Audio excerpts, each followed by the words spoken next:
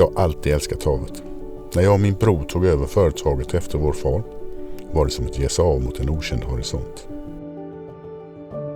Och nu, efter snart 40 år, tycker jag fortfarande det är en fantastisk resa.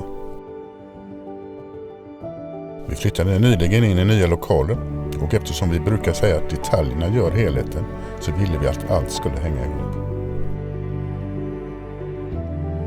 Design och kvalitet är viktigt för oss i allt från våra produkter och hur vi presenterar oss till byggnadsarkitektur och möbler vi jobbar vid.